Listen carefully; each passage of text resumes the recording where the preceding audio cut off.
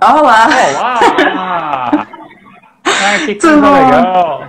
Tudo bem, tudo bem. E você, como é que tá? Tempo que a gente não se fala, Também. né? Pois é, pois é. Eu estava aqui pontual a ver se conseguia se ia dar com o jeito de delegar isto, mas até é fácil. É fácil, não tem problema, mas é porque tudo que é a primeira vez espanta um pouquinho, né? Então, É isso mesmo. e como é que estão vocês? Está tudo bem por aqui, pronto, a viver esta pandemia, estamos todos, pronto, mas bem dentro do possível. E o Alberto, como é que vão por aí? Ah, tudo bem, é o mesmo problema da pandemia, né? Aqui existe um processo de negação da existência da pandemia, não sei se você já viu por aí, né? Mas Aqui também um pouco, é, também se vê. é, pronto, aí o pessoal fica dizendo que é invenção e tudo mais, e os mortos lá correndo, né? Eu tenho vários amigos aí que são médicos, então a visão que a gente tem por aqui é uma visão mais clara ali de dentro dos hospitais e que não é uma coisa muito fácil, não, né? Pois, imagino, a gente vê na televisão a situação no Brasil e noutros sítios. Isso. Enfim, E agora vamos ver como é que fica nessa segunda onda, né? Como é que diabo, que nos espera, né? pois é, Então, assustador. vamos Mas pronto, guardar, vamos gastar um pouquinho de tempo aqui, porque para ver para as pessoas chegarem, né? Tem sempre os 15 minutos de timing, né? Então, para a tá bom. gente. Olá, dona Anice entrou, Stefano, né? Pronto, você vai estar ao vivo para o Brasil Depois, inteiro! foi muito gosto. Ah, e como é que tá Aveiro? Ah, Saudades, bem, viu? está bem, está bem, Ah, está bem. Ave- Saudades dos tempos que o Alberto estava cá. Tá, mas ah, está tudo ok. Infelizmente, agora estamos todos com uns a trabalhar de casa, outros a. Pronto, esta a área da investigação sempre se consegue fazer algum trabalho à distância, uhum. mas pronto, por aqui está tudo igual, a começar o frio, aí imagino que não. Eu vi vocês passeando aí, né, por Portugal. Que coisas bonitas, que lugares maravilhosos que vocês foram, É verdade, tenho de né? voltar agora. Opa, Tenho de fazer um segundo pós-doc. ok, vamos ver, né? Bem, deixa eu dar uma introdução aqui na live e depois eu passo a palavra para você e a gente vai fazendo essa conversa aí. É uma conversa, viu? Não é entrevista, não. Ok, boa. Ok? Bom, beleza, gente. A gente está aqui. Se o Instagram porventura encerrar, né? Tem algumas lives que estão passando de 1 hora, outras o Instagram fecha em 1 hora. Bom, mas o que acontecer, se a gente estiver no meio de alguma coisa, a gente retorna simplesmente para finalizar e deixar qualquer coisa que a gente esteja fazendo finalizada. A gente aqui do Tech Social vem fazendo uma série de lives que a gente chamou de ciclo de lives Sai da Caverna. Certo? E por que a gente está fazendo isso? Para, primeiro, mostrar que realmente existe uma caverna e explicar o porquê que a gente precisa sair dessa caverna. Por que os profissionais do século XXI precisam sair dessa caverna.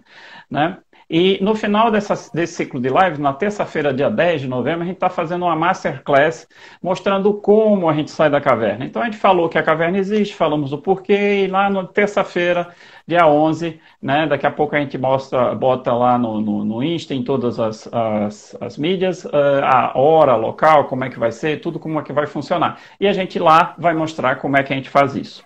Tá certo? Ok. Queria que você nos explicasse um pouquinho sua história primeiro. Primeiro porque você é uma profissional, você já é doutora, né, cara de criança, e você é uma pesquisadora já há muito tempo. Trabalhei contigo no laboratório lá do IETA, que pertence à Universidade de Aveiro. Né? Por quase 2 anos eu estive por aí, tive a oportunidade de estar junto com vocês, com o grupo de vocês, e simplesmente aprendi coisas fantásticas. Então, eu queria que você passasse para nós aí um pouquinho da tua história e contextualizasse essa área de usabilidade, user experience, que a gente fala que é muito importante, que é fundamental hoje em dia, enfim, tudo. Mas a gente normalmente não sabe exatamente do que se trata. Então, queria que você, junto com a tua história, contextualizasse um pouquinho isso para a gente. Muito bem. Então, meu nome é Ana Isabel, como já sabem, e eu sou gerontóloga, portanto, comecei por estudar esta arte que estuda o envelhecimento e, portanto, era um curso relacionado com a área social e também com a área da saúde. E desde sempre que achei que a gerontotecnologia, assim chamada, portanto, a aplicação da tecnologia às pessoas idosas como maneira de lhes facilitar a vida, tinha um grande potencial. E o meu caminho foi sempre um pouco neste segmento. Primeiro, assim, ainda quando estava a estudar, ainda na licenciatura, já comecei a trabalhar um bocadinho nesta área e depois, quando surgia a oportunidade de fazer um doutoramento, foi aí que comecei a aprofundar. Então comecei a trabalhar na adaptação, em tornar a tecnologia capaz de ser utilizada por pessoas que não estão acostumadas a usar tecnologia, que não percebem, não têm literacia digital, não nasceram na era da tecnologia, portanto estão pela primeira vez a usar a tecnologia. E então foi nessa área que eu comecei por me especializar e rapidamente chegamos à parte da usabilidade.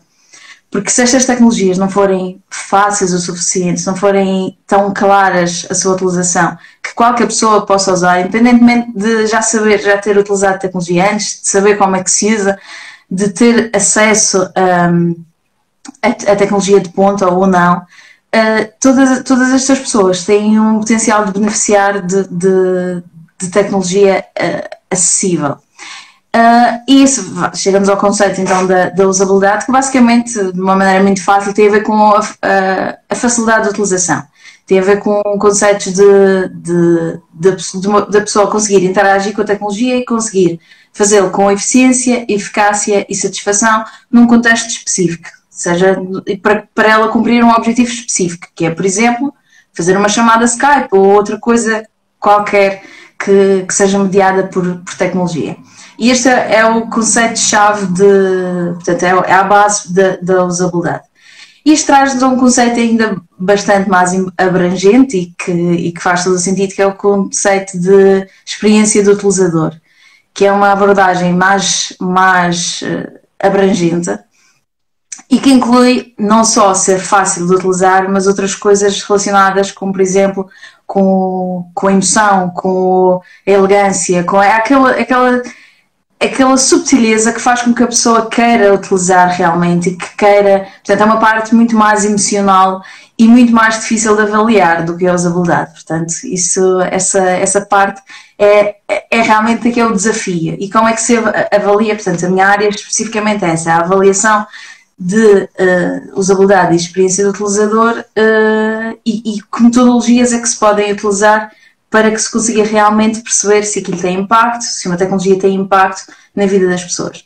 Porque usar uma vez ou usar durante os testes, às vezes é muito fácil, portanto é uma vez.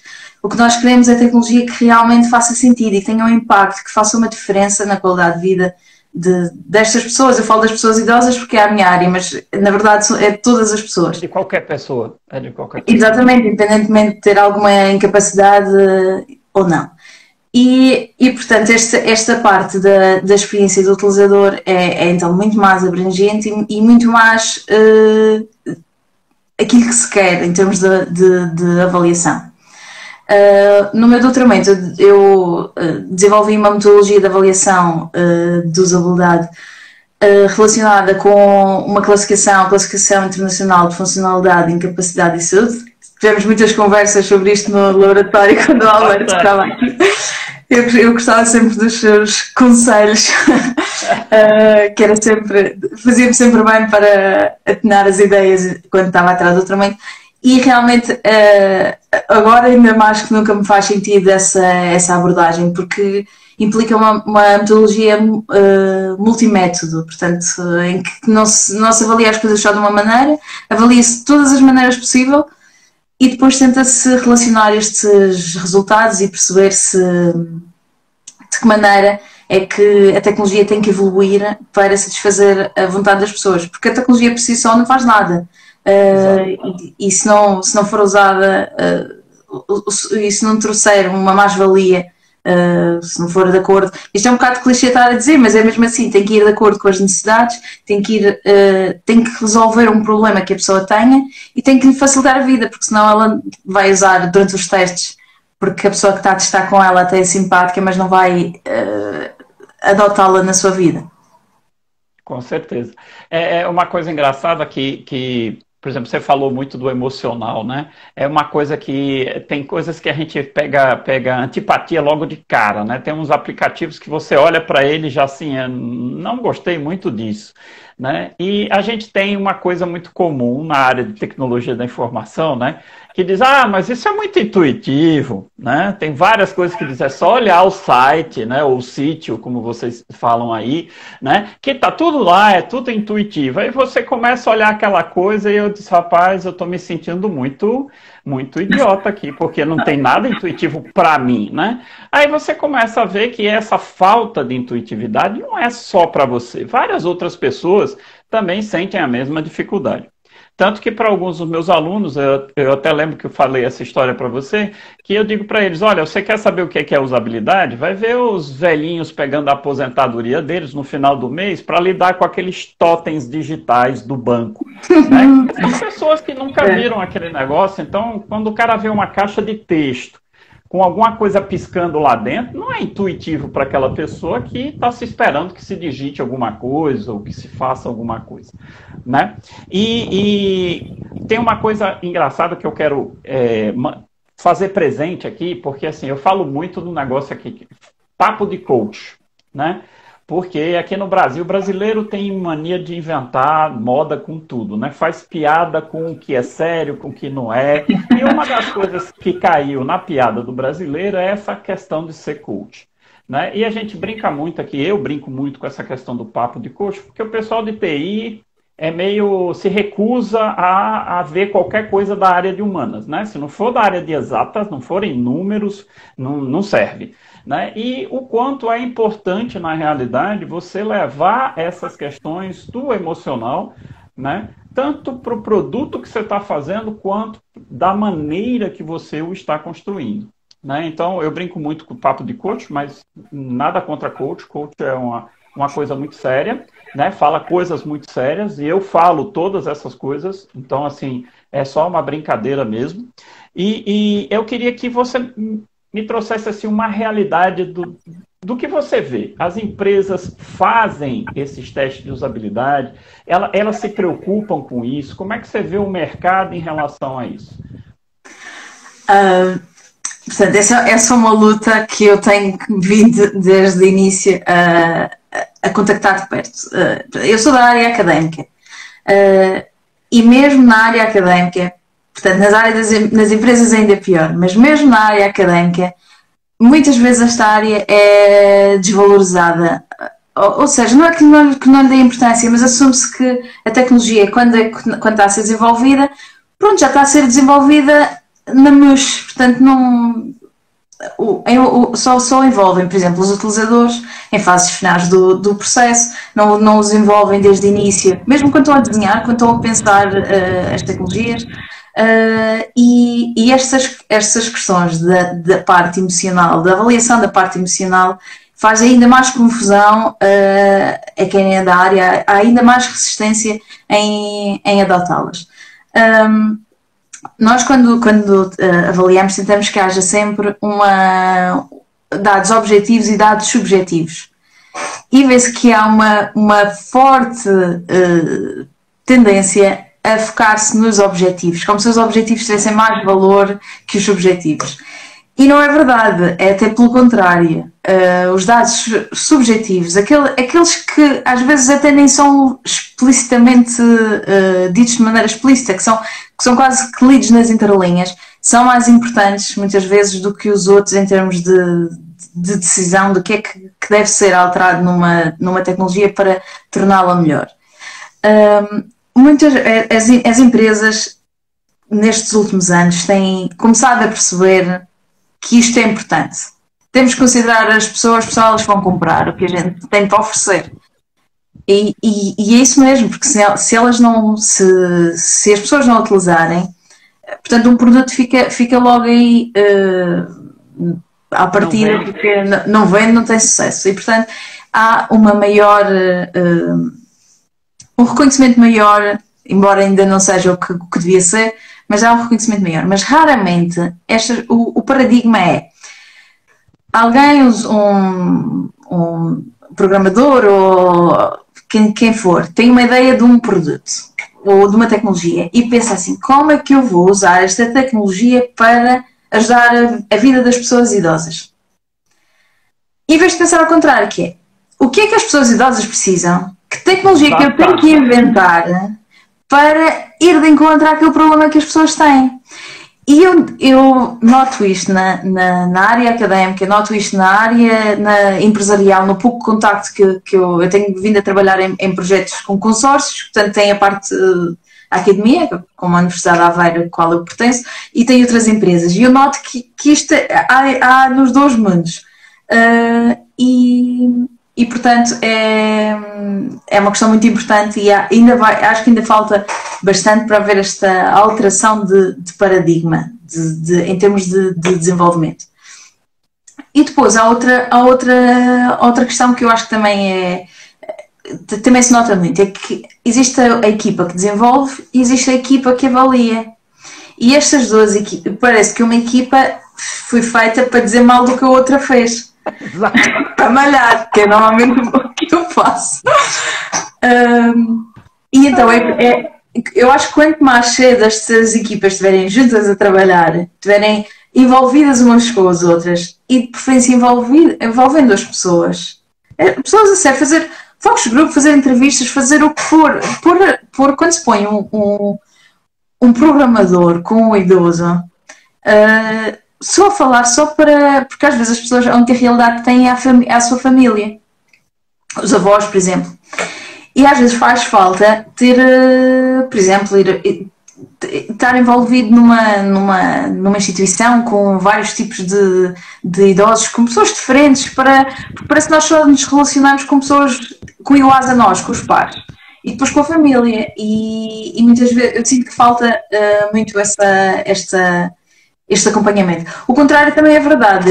Eu, por exemplo, trabalho nesta área, também tive que fazer algum trabalho para perceber um bocadinho da parte de quem desenvolve e das dores que lhes dá às vezes quando eu peço uma alteração, que é uma coisinha assim, e depois eles demoram uma semana a fazer, porque em termos de sistema, pronto, de programação, é uma grande alteração e essa parte eu já não percebo, portanto, acho que estas duas equipas têm sempre que trabalhar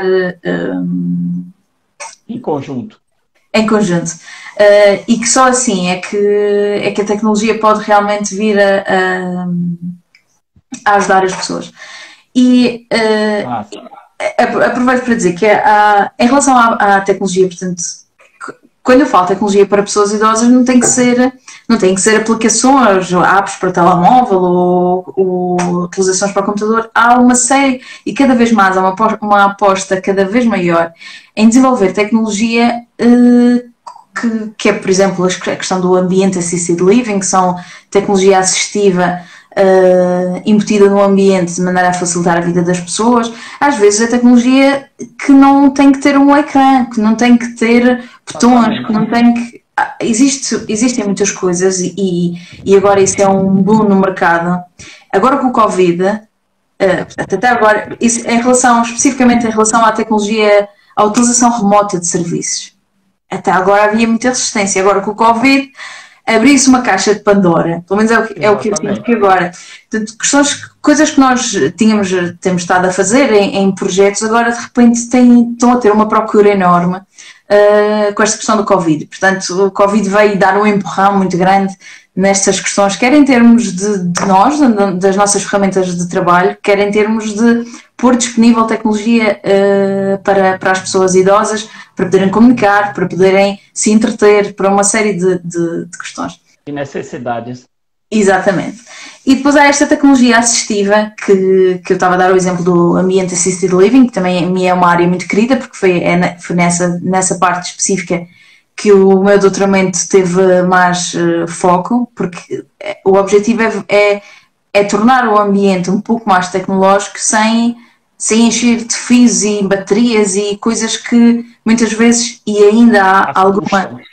ainda há alguma relutância em termos de utilização de tecnologia para as pessoas, por parte das pessoas idosas, mas não tanto como se fala. Muitas vezes há a ideia que é mais um preconceito que as pessoas idosas não usam tecnologia, ou que não gostam de tecnologia, ou que não se vai pôr ao dispor delas porque elas não vão usar. Isso também não é verdade. E cada vez mais as pessoas idosas utilizam tecnologia, quer seja questões como a internet, o Facebook e esses serviços, como outras para facilitar a sua vida, para estarem mais seguras em casa, para verem as questões de se o gás está aberto, se as janelas estão fechadas, se a porta está bem trancada, esse tipo de... Portanto, isto é um mundo agora, felizmente, e as questões da usabilidade e da user experience são fundamentais aqui. E até porque se pensarmos que em termos de a experiência do utilizador não é só no momento que a pessoa está a usar, mas é também a antecipação da utilização e o sentimento depois de utilizar, esta questão da paz de espírito que a tecnologia pode trazer em determinados momentos da vida das pessoas é fundamental e traz-lhes, pode fazer a diferença entre uma pessoa poder continuar a viver na sua casa até o fim da sua vida, no seu ambiente, ou ter que se mudar para a casa de um filho, ou ser institucionalizada num lar, por exemplo. E, portanto, eu acredito mesmo... De manter a independência das pessoas, né? Ou seja, possibilitar a independência dessas pessoas de estarem vivendo do jeito que elas gostam de viver, né? Exatamente. E o objetivo não é nunca...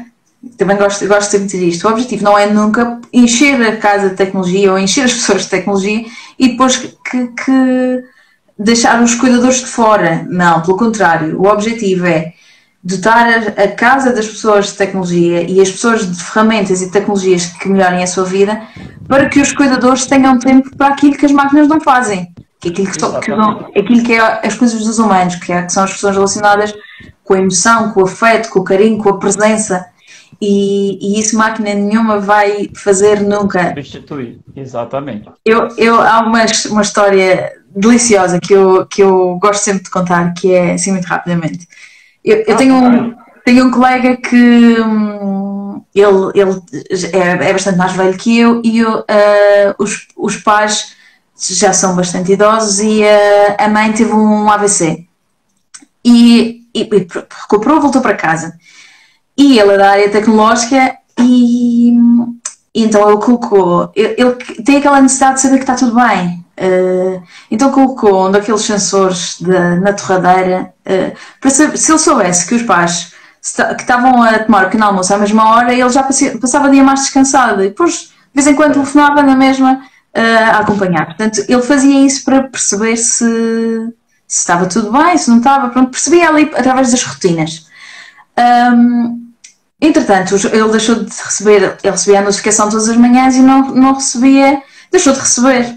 Então, em conversa com o pai dele, ele perguntou, então, mas eu não tenho recebido, já não come a mesma coisa ao pequeno almoço. E então o senhor dizia, olha, eu não tenho comido torradas porque estou proibido pela tua mãe, porque nos dias que a gente não utiliza a torradeira, tu telefonas. E o que a mãe queria era exatamente isso, era que ele telefonasse, era que ele estivesse preocupado e que mostrasse essa preocupação. E portanto, eu acho que isto é claro de que a tecnologia tem um papel importante e muito importante e cada vez mais, mas esta parte desta proximidade humana, isso não há, nem compete com isso, nem nunca. Não tem como substituir. Né? O que é muito bom, né? Porque tem muita gente falando da inteligência artificial para cá, para lá, que substitui tudo, que faz tudo, que daqui a pouco não vai ter mais espaço para a gente, mas sim, tem muito espaço para a gente, desde que a gente faça aquilo que a gente faz de melhor, que é ser humano. Né? Claro. E isso o objetivo é deixar as pessoas disponíveis para fazerem isso. Exatamente. Livremente, e a tecnologia tem sido, sobretudo nestes últimos tempos, um fator importante para juntar as pessoas e para fazê-las fazer o que realmente interessa, em vez de estarem focadas só na utilização de tecnologia. E em relação a isso, a parte nós queremos tirar a parte da frustração da utilização da tecnologia. Que às vezes, por exemplo, fazer uma chamada Skype para um familiar pode ser uma experiência frustrante. Depois não entra, depois não tem net, depois o micro não funciona, depois vai abaixo, depois acontece tudo. E isso faz com que a experiência de utilização seja a pior possível. Exatamente. E então é neste tipo de... A parte, por exemplo, da recuperação de erros e do guiar a utilização é fundamental quando os utilizadores são pessoas mais velhas ou pessoas com menos literacia digital, não precisam de ser mais velhas, mas pessoas que não têm tanta familiaridade com os apps. Exatamente. E é uma coisa engraçada que você falou, que eu queria ressaltar aqui, assim, você falou um negócio lá atrás que disse assim, a pessoa começa a bolar um aplicativo, diz, bom, beleza, agora deixa eu ver como é que eu vou usar esse aplicativo para resolver alguma coisa. Gente, pelo amor de Deus, problema é o que não falta na vida real. Então, assim, vai lá, junto daquelas pessoas que você quer resolver alguma coisa e começa a ver quais são os problemas que realmente afligem aquelas pessoas, né? Então, muitas vezes eu lembro de uma conversa que nós tivemos lá, justamente porque alguém estava colocando uns ícones, né, na aplicação. Eu digo, rapaz, esses ícones são difíceis de clicar, né? Aí a pessoa, não, mas olha aqui, ó, clica. Eu digo, rapaz, você já peça para o seu avô clicar, porque o dedo dele vai ser o dobro do seu, cara. Então, assim, ele vai ter dificuldade de realmente clicar naqueles ícones muito pequenos. A começo de conversa que ele vai ter dificuldade de vê-los, né? E a gente vai começando a passar da idade, o óculos, né? A gente começa a ter dificuldade de ver qual a diferença do ícone, né? Então, assim, são preocupações que, como você diz, são coisas subjetivas, que muita gente da própria tecnologia pode achar irrelevante, mas para quem é usuário ou utilizador, aquilo é fundamental, porque ele simplesmente não consegue diferenciar uma coisa da outra. Então, ele vê dois ícones e, para ele, aqueles ícones são a mesma coisa. Então, é muito mais fácil, muito mais confortável que existam coisas realmente diferentes para que as pessoas possam identificar o que fazer e se sentir confortável. É impressionante como a gente precisa colocar isso para ser confortável. E não ser necessárias artimanhas de não usar as torradas para ver se o filho telefona, né? Então, assim, os idosos vão ficar procurando onde é que estão os sensores, né? Para dar um curto no sensor para ver se... Epa, tem alguma coisa, preciso ir na casa dos meus pais, né? Então, assim, essa tecnologia precisa realmente ser tratada para o objetivo que ela tem, que é como você ressaltou aí, o objetivo da tecnologia não é a tecnologia pela tecnologia, não é fazer uma coisa bonita, é fazer uma coisa fácil de usar e que realmente resolva o problema. E para a gente saber se resolve ou não o problema, a melhor coisa é estar perto de quem vai usar, né? Ou seja, se eu estou programando, se eu sou o cara de desenvolvimento, eu também tenho que conhecer para quem eu estou fazendo isso. Como é que ele vai usar? Como é que ele vai ver isso? Ele consegue ver a tela, né? Então, assim, são detalhes que as pessoas não vão saber estando dentro de quatro paredes. Ele tem que estar lá na rua junto com o cliente. Quanto mais cedo o cliente entrar no ciclo de desenvolvimento, menos erros a gente vai ter, menos retrabalho a gente vai ter, né? Certo. E... pode falar. Eu ia só dizer, isso é realmente fundamental. E já está mais que estudado que quanto mais cedo os utilizadores finais forem envolvidos no processo no processo desde a ideia, ou seja, muitas vezes na definição da ideia, vai-se poupar muito dinheiro numa fase final de desenvolvimento, portanto, vão haver menos erros. Eu participei num projeto há uns anos que havia um cuidado muito grande, a equipa de design teve um cuidado muito grande em termos de interface, e tiveram em consideração a população, etc, etc. A equipa de desenvolvimento do hardware, nem tanto. Então as pessoas usaram a tecnologia foi colocada na casa das pessoas e elas usaram até acabar a bateria. Quando acabou a bateria, o sítio, a maneira de tirar a bateria era com um parafuso deste tamanho, era preciso uma. Portanto, as pessoas usaram até acabar a bateria. Acabou a bateria, deixaram de utilizar. É que nem os familiares conseguiam. Portanto, às vezes há coisas que para nós, e quando se está a explicar esta área, parecem tão óbvias, e que depois em termos práticos não é assim tão óbvio. Da mesma maneira que não é óbvio que para uma pessoa que está a ver o Windows pela primeira vez, saber que aquele X na esquina, que para nós, para a minha geração, que quando andei assim não tinha computador, mas tive computador ainda adolescente. E para mim já é óbvio, claro, mas para quem nunca, como é que não há nenhuma relação entre a esquina? Há coisas que nós, por exemplo, o balde ser a reciclagem, há ali uma ligação, pronto. Agora, há coisas que nós assumimos neste momento como já sendo óbvias, que na verdade que não são para quem não costuma usar ou não usou no passado. E essas questões de layout, de design, de interface, podem parecer não tão importantes, mas podem fazer a diferença na utilização ou não da tecnologia. Há um aspecto fundamental, é a parte da funcionalidade. Também existe tecnologia, sobretudo tecnologia assistiva, na área da deficiência. Existe tecnologia que estava muito mal desenvolvida em termos de usabilidade, mas que dava uma funcionalidade que sem aquilo a pessoa não conseguia fazer. Mas eu estive a fazer um teste de usabilidade de uma tecnologia já passada, já ultrapassada, mas que a pessoa continuava a utilizar. E então, quase todos os passos que a pessoa fazia, ela dizia: aqui para fazer isto tem que sair e tem que entrar aqui, tem que fazer. Havia uma artimanha em cada um dos passos. E ela, como precisava tanto daquela tecnologia, neste caso era para comunicar, era uma tecnologia de comunicação aumentativa e alternativa, continuava a usar. Portanto, a funcionalidade, as coisas terem um propósito que realmente resolvam um problema, continua a ser fundamental.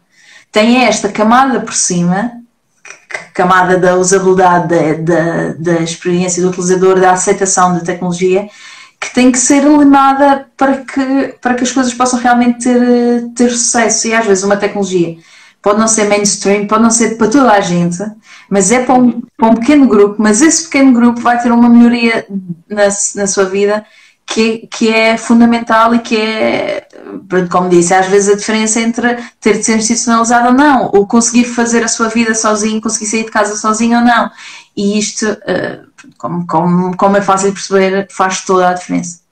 Com certeza. E é engraçado como essa Covid pressionou a gente assim, de uma hora para outra. Os especialistas falam aí que a gente adiantou coisas de 5 ou 10 anos, ou seja, a tecnologia já estava aí, mas a gente tinha muito receio de usar, as empresas, trabalho remoto não serve, não, porque a pessoa não vai estar longe e tudo mais. Então, assim, quando veio a pandemia não teve outra alternativa, né? Teve que todo mundo ir para casa e ponto final. Mas você vê o quanto estresse causa profissionais da área de TI, certo? Mas que, porventura, nunca tivessem usado o Zoom, o Google Meet, ou essas ferramentas como Skype para fazer uma videochamada. O estresse que rolou até esse negócio entrar na rotina das pessoas mostra o quão essas interfaces não eram intuitivas. Ou seja, pessoas que têm experiência, que usam o computador diariamente, mas que não tinham usado a determinada ferramenta, tendo enorme dificuldade de entender o que é que eu tenho que fazer com essa ferramenta, quando eu tenho que fazer, e o que é que vai acontecer se eu clicar nesse ícone. Aí você clica e desaparece tudo. Aí, caramba, o que é, né? Entendeu? Então, assim, esse tipo de reação causa um estresse muito grande. E a gente precisa diminuir o estresse, em especial quando se trata de pessoas que não têm um contato habitual com tecnologia. E o objetivo da tecnologia hoje é ser um meio, ou seja, ela tem que desaparecer. É como se a gente usasse e nem notasse.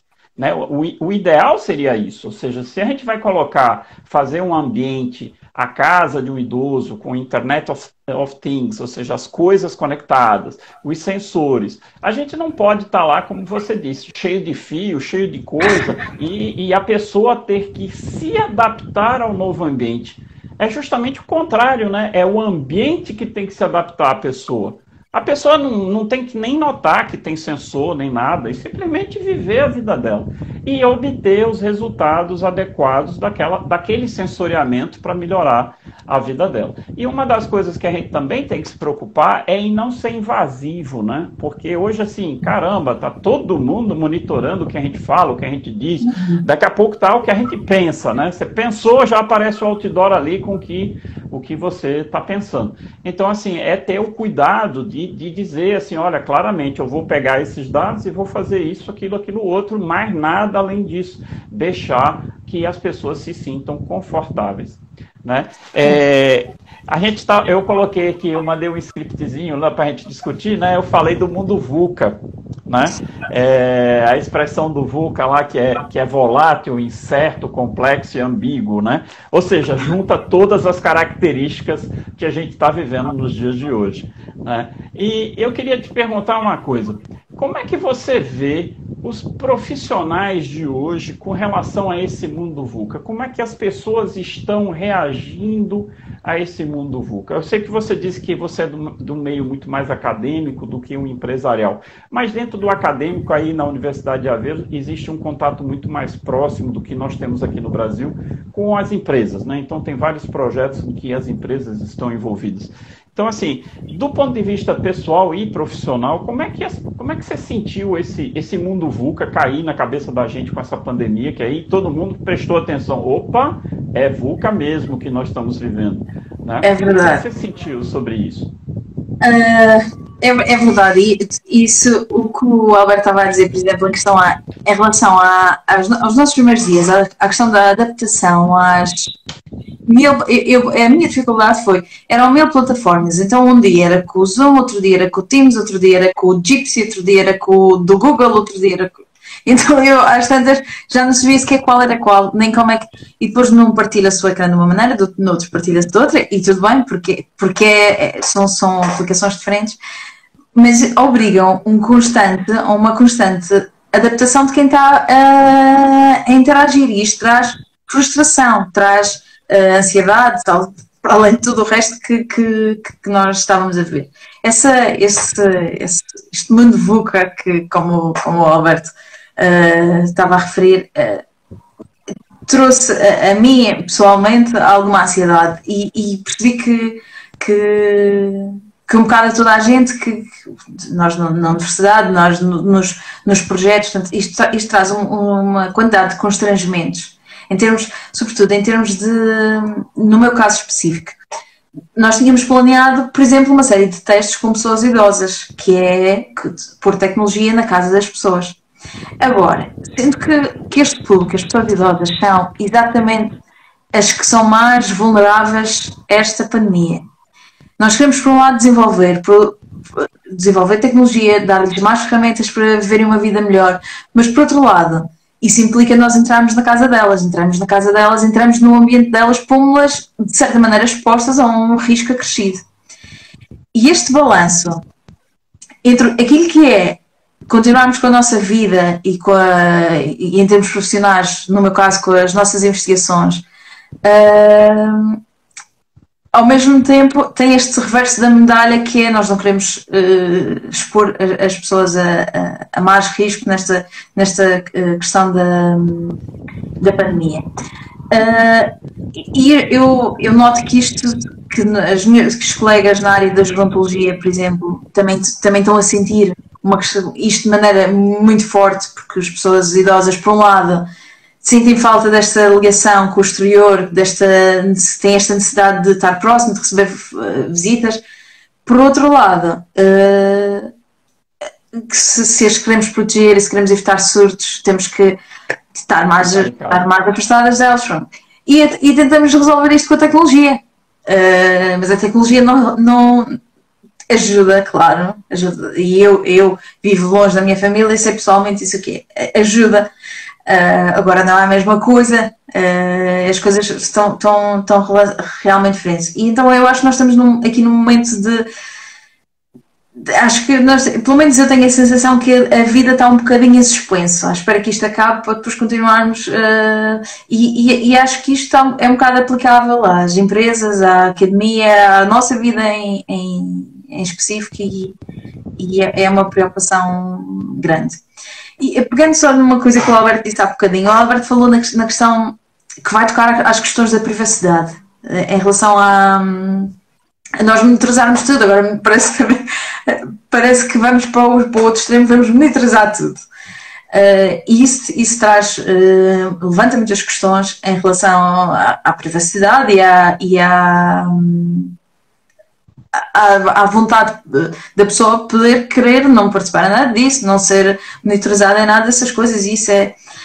Nós aqui em Portugal temos agora uma nova regulamentação para a proteção de dados, e que veio regulamentar essa parte muito mais do que era antes. Nós já tentávamos ter essa preocupação desde algum tempo atrás. A aplicação destas. Agora há muitos extremismos em relação a esta questão pelo menos essa é a minha opinião pessoal, em relação a estas questões da proteção de dados e a instalação de aplicações nos telemóveis das pessoas, e em restar coisas como localização ou outras. Aqui em Portugal temos uma polémica agora com uma aplicação Stay Away COVID, que é uma aplicação que, espero não estar a dizer nenhuma asneira, mas do que me lembro, ela, quando uma pessoa é infectada, mete o código na aplicação, e depois ela avisa as pessoas que estiveram por perto nos últimos, na altura que pode ter a pessoa estar infectada e estar a transmitir o vírus. Portanto, agora está-se a falar muito dessa questão, a questão da privacidade e das pessoas terem uma série de dados que estão a ser consumidos ou ser utilizados por outros fins. Eu acho que é fundamental nesse aspecto em particular a transparência. E essa transparência é preciso ser feita de maneira mais cuidada do que normal com pessoas com menos literacia, que é muitas vezes o caso das pessoas idosas. Não é-lhes dar um consentimento informado e uma folha de informações com letrinhas pequeninas, de 3 folhas, e aquela cena no fim. Portanto, é preciso garantir que as pessoas percebem o que realmente lá está escrito e os dados que estão a ser utilizados e quais os fins. E durante quanto tempo vão ter esses dados. Portanto, há uma série de coisas que têm que ser muito claras. E nesta área específica dos idosos, ou de qualquer um dos grupos vulneráveis, é preciso ter especial atenção, porque é fácil de cruzar o risco e não se quer, obviamente. E é engraçado como nós, né? Mesmo nós da área de tecnologia, que lidamos com não da área específica de tecnologia, mas que lida com tecnologia todos os dias, quantas vezes a gente baixa um aplicativo, aí vem lá, a legislação, né? Então você faz o quê? Arrasta para cima, concordar. Beleza. E a gente não leu absolutamente nada, não sabe quais são os dados. E quando o dispositivo começa a perguntar, permito tal aplicativo usar sua câmera, usar seu telefone, usar seu microfone, e você vai lá, clica, e depois não sabe por que você termina sendo gravado, sendo filmado, sendo fotografado. Né? Então, assim, se a gente que já está habituado a isso, que sabe que isso pode de fato acontecer, imagina com as pessoas que não têm esse preparo, que não estão acostumadas com isso, certo? E muitas vezes, assim, a gente fala, mas que pessoas são essas, né? Outras profissões não usam a tecnologia tanto quanto nós usamos. Usam como meio de trabalho, como meio de alguma coisa. Então, por exemplo, os médicos estão lá cheios de tecnologia, cheios de ecrãs, de telas, de tudo. Mas, assim, eles não entendem a tecnologia. Eles usam aquela tecnologia para fazer os trabalhos deles do dia a dia. Então, cabe realmente a quem está movimentando com essa tecnologia tornar essas coisas claras. E eu acho que você falou uma coisa de fundamental importância, que é transparência. tem que ter transparência. Se não tiver transparência, as pessoas não vão se sentir confortáveis, porque tem sempre aquela coisa assim, tem algo que não está sendo dito. E isso não pode ser levado a cabo, né? Queria saber de você o seguinte, você que lida com essa parte emocional, com essa parte subjetiva, né? Uma pergunta, assim, você gostaria de desenvolvedores com habilidades mais humanas? Como é que é? Se eu gostava... A equipe de desenvolvimento, você falou que tem uma equipe de desenvolvimento e equipe de avaliação. Aí você disse que a coisa que você mais gostaria é que as duas equipes trabalhassem juntas, que conversassem entre si, né? Então a minha pergunta é, se você quer o pessoal da equipe de desenvolvimento com mais habilidades, tipo conversa, empatia, emoção, ou seja, pessoas que dão importância às habilidades humanas, que por aqui a gente começa a chamar de soft skill.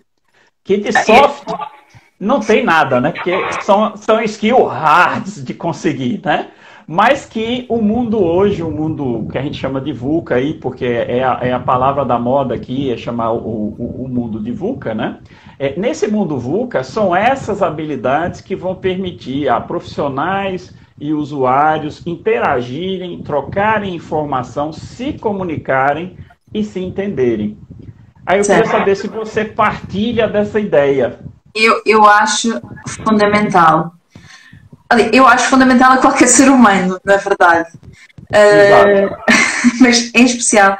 E atenção que eu acho que continuam a ser necessárias as duas equipas, que não vão passar a ser uma equipa só. Mas acho que se quem desenvolver já tiver algumas noções e se já se conseguir relacionar de certa maneira com o utilizador e com o processo de desenvolvimento de maneira que ele seja mais, que considere mais, ponha no centro do desenvolvimento o utilizador, eu acho que toda a gente vai beneficiar disso. Na mesma devem existir duas equipas, na minha opinião, porque quem vai avaliar não deve ser quem desenvolve, até porque para a pessoa que está a dar a sua opinião, não se sentir... Aliás, eu sempre que faço avaliações de usabilidade, faço questão de me distanciar de quem desenvolve. São lá os engenheiros que fazem isso. Faço sempre esse disclaimer para que a pessoa se sinta... para que facilite o criticismo, para que ela esteja mesmo à vontade para dizer tudo o que realmente acha, que me diga está muito bem, porque sabe que eu também estou envolvida no processo de desenvolvimento. E nisso é fundamental ter as duas equipas separadas. Agora, quanto mais essas soft skills forem estimuladas, eu acho que elas devem ser estimuladas muito antes de sequer chegar ao curso. Acho que elas devem ser na escola, na vida em geral. Exatamente. Porque quando chega a altura por exemplo, no caso dos programadores, isso é um exemplo daqueles em que é fundamental, em que é óbvio perceber porque é que é fundamental. Quanto mais eles tiverem isso já de si, menos conversas vão ter que existir em relação a às tais coisas que nós consideramos básicas e que às vezes não são. E, sobretudo, quando destas equipas não falam e as pessoas que estão envolvidas não têm essa capacidade de se relacionarem ou de perceberem as necessidades do outro, o que acontece é que normalmente quando um vai pegar no produto para avaliar, ele já está mal, mas já está mal há muito tempo atrás, e então já estão coisas feitas em cima de coisas que dificilmente serão corrigidas neste ponto, e isso causa frustração depois, claro, quem desenvolveu, teve ali um ano a desenvolver um produto, um ano não digo, mas teve ali alguns meses e de repente, não é nada disto, vamos começar de novo. Isso traz muita frustração e portanto eu acho fundamental em geral, na vida. Que bom, que bom. Então estamos falando uma coisa certa. Queria só levar uma coisa aqui que você falou no ser centrado no cliente. Aí eu tô ouvindo um livro agora e ele estava falando sobre a Amazon, né? E uma das coisas que ele diz sobre a Amazon é que a Amazon é definitivamente centrada no cliente. E diz que o Jeff Bezos lá, ele diz assim, vai mudar o site? Tá, beleza. O que é que traz para o cliente? O que é que o cliente vai ganhar com isso? Não, vai ficar mais bonito, então não serve. Só serve se o cliente ganhar alguma coisa com isso. E muito interessante como eles desenvolveram aquela compra em um clique, né? Que é uma coisa muito simples, mas praticamente só a Amazon tem, né? Então, assim, quando você está lá, você se loga no coisa da Amazon e está lá, compra com um clique, beleza. Então, assim, de vez em quando eu me vejo comprando livros e depois eu disse, por que eu comprei aquele livro mesmo? Porque eu estou sem tempo para ler. Mas, assim, é porque compra com um clique, né? Você vai lá, dá um clique, legal, comprei, pá. Antes de eu pensar qualquer coisa, eu já comprei, já está no telefone, já está disponível. Então, assim, é como a gente tem que realmente pensar. E isso é uma mudança empresarial, é uma mudança, inclusive, acadêmica, né? Porque a gente está parando de fazer ciência por ciência. A gente tem um objetivo lá no final das contas, claro que tem aquela ciência básica, a ciência inicial, que é uma ciência que desenvolve a base para todo o resto. Mas, claro, quando a gente está nos níveis mais altos da parte da ciência, essa ciência objetiva alguma coisa, é resolver um problema de alguém, de uma parte da sociedade, ela tem que ter impacto. Foi uma palavra que você repetiu várias vezes, ou seja, você vai ter que gerar impacto na vida dessas pessoas. Se não gerar impacto positivo, né? Não impacto negativo. Ou seja, se as pessoas não notarem que algo mudou, significa que o que você fez não tem muita importância. Né? Se ela sentiu que mudou, sentiu que melhorou, então beleza, ok, você atingiu o seu objetivo de ter seu impacto. E eu acho que todas as empresas e também a academia tem que se voltar mais ou menos nesse lema da Amazon, né? De ser voltada para o cliente, de ser voltada para aquilo que ela existe. Ou seja, é como você disse bem há um tempo atrás aí, se você tem um produto que não vende, aquele produto não te dá retorno, não tem riqueza, não tem nada. Então, como você vai ganhar dinheiro? Como uma empresa vai ganhar dinheiro se não vender os produtos que faz? E da mesma forma, como uma academia vai sobreviver se a sua ciência não gera benefícios para a sociedade. Né? Isso é uma discussão muito importante, porque aqui no Brasil tem se discutido bastante isso, a questão da distância das universidades em relação ao público, à sociedade propriamente dita. E aí é um pouco diferente daqui, mas grande parte das grandes universidades aqui do Brasil são públicas, tá certo? Então é a sociedade que paga para essas universidades existirem, para que as pessoas sejam formadas nela e para que ciência seja feita dentro delas. Então, se a sociedade é que paga, a sociedade tem que receber um benefício de volta. Né? Então, assim, de qualquer maneira, sempre existe pessoas. O final, o objetivo todo são pessoas. Então, eu achei muito legal essa questão do eu, por acaso, vai de encontro a minha opinião também. Eu costumo dar dois exemplos. Eu costumo dar o exemplo da Amazon enquanto design centrado no utilizador. E eu costumo dar o exemplo daquelas máquinas para comprar os hambúrgueres na McDonald's como um bom exemplo de usabilidade. São os exemplos que eu costumo dar. Engraçado que o Alberto, sem saber, foi buscar também a questão da Amazon. E realmente eles envolveram as pessoas no desenvolvimento de tal maneira que estenderam isso a todas as áreas, tanto que até o serviço pós-venda deles é sem perguntas, sem chatices, tem um problema, vai para trás. Portanto, tem essa preocupação de que a experiência do utilizador seja boa desde o início ao fim. E, portanto, até se o produto, portanto, vai para além da parte tecnológica. Se o produto não tiver a satisfazer exatamente as necessidades da pessoa, eles resolvem de outra maneira. E isso traz satisfação. E o que é que isso traz? Com que a pessoa vá lá comprar, tem uma boa experiência a primeira vez que comprou e vai lá outra vez. E, portanto, está mais que visto que esse é o caminho em termos de desenvolvimento, e ainda bem que o sucesso dessas empresas também está a ter em conta o facto das pessoas estarem envolvidas. Muito legal. E é como você disse, o livro que eu estou ouvindo, ele faz uma coisa bem interessante. Ele chama que as interfaces ela tem que respeitar o tripé Angry Birds. Né? A interface tem que ser rápido, fácil e agradável. Né? relativo ao jogo do Angry Birds, que é facílimo de aprender, é rapidinho e você se diverte lá dentro. Né? Então, assim, realmente é um tripé que a gente olha e é como eu costumo dizer aqui de novo, né? O papo de coach. Ah, isso é óbvio. E parece que quando a gente fala isso é óbvio, é nossa cabeça esquecer aquilo. Não, é ok, é óbvio. Eu digo, tá, mas você faz o óbvio. E normalmente você vai ver e termina não fazendo. O óbvio tem que ser feito. Né?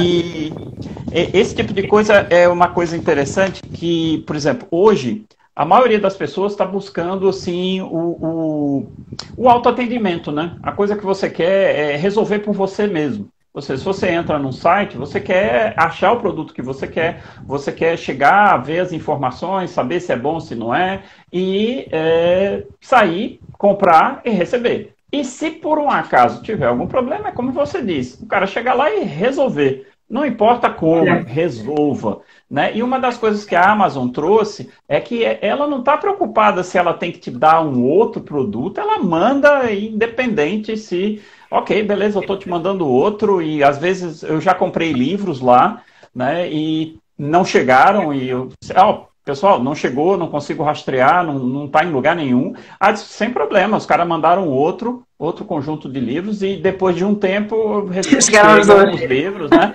E eu tô lá, e inclusive eu cheguei lá e disse, olha, chegaram os outros livros, como é que eu devolvo para vocês? Ele disse, não se preocupe, pode ficar com eles, né? Aí eu digo, tá. Então, assim, são essas questões que a gente tem que olhar para o longo prazo, né? Ou seja, você não está olhando para o curto prazo. Você está olhando para um cara que vai comprar hoje, vai ficar satisfeito, e por causa disso vai ficar emocionalmente gravado na cabeça dele. Onde é que ele vai na próxima vez? Ele vai onde ele ficou satisfeito, onde ele sabe que se tiver problema... A Amazon está a resultar para eles. Essa estratégia está ótima.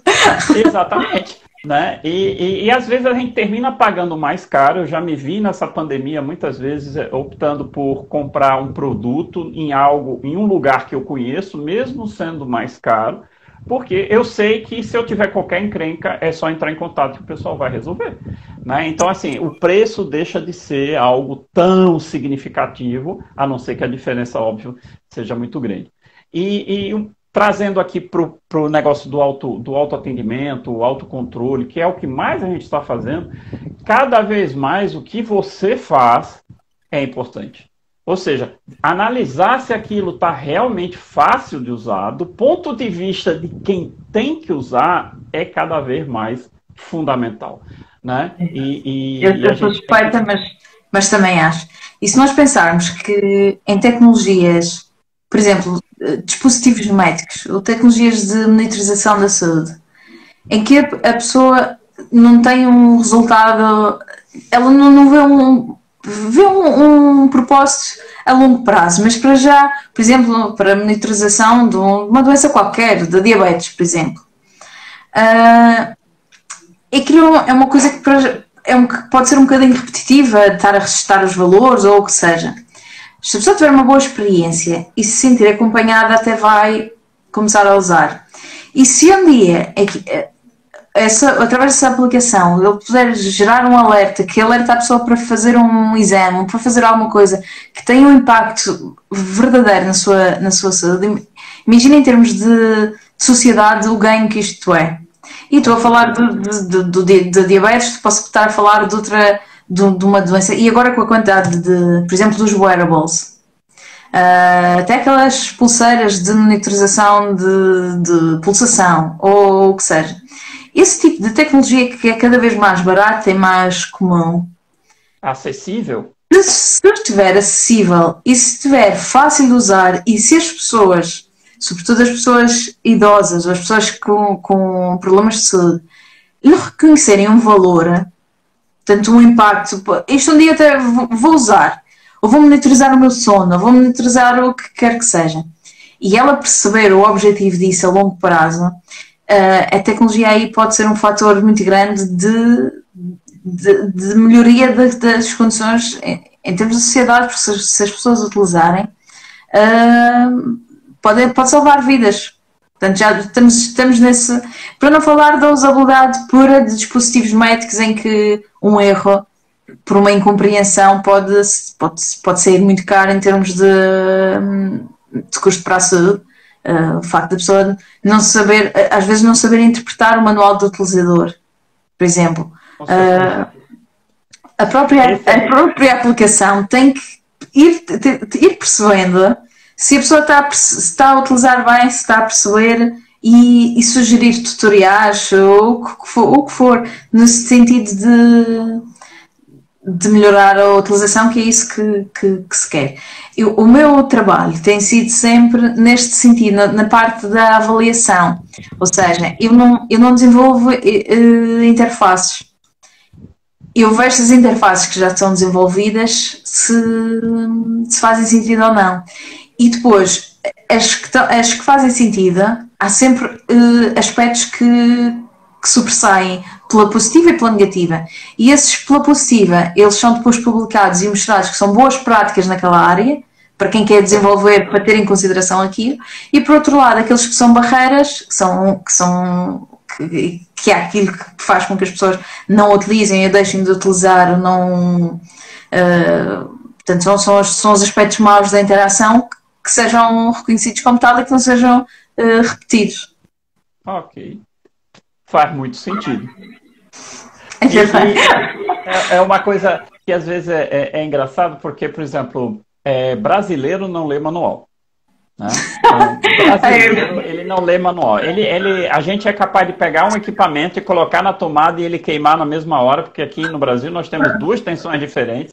E assim, você terminou comprando um 110 para uma área que você mora 220. Enfim, a gente não lê manual, não gosta de ler manual. Então, assim, é extremamente necessário que as aplicações e as coisas sejam preparadas para esse tipo de coisa. Ou seja, aquela coisa que já te mostra como é que vai ser funcional a coisa, como é que você vai ligar. Aí eu me lembrei de uma coisa que o Jobs fazia, que ele ia ver até como é que as caixas dos Apples eram feitas, né? E como a disposição dos cabos, quando a pessoa abria a caixa, porque ele ia tirar os cabos na sequência certa de colocar, de forma que quando o usuário tirasse o computador da caixa, ele já tinha tudo na posição para simplesmente conectar e botar para funcionar com o menor nível de estresse possível.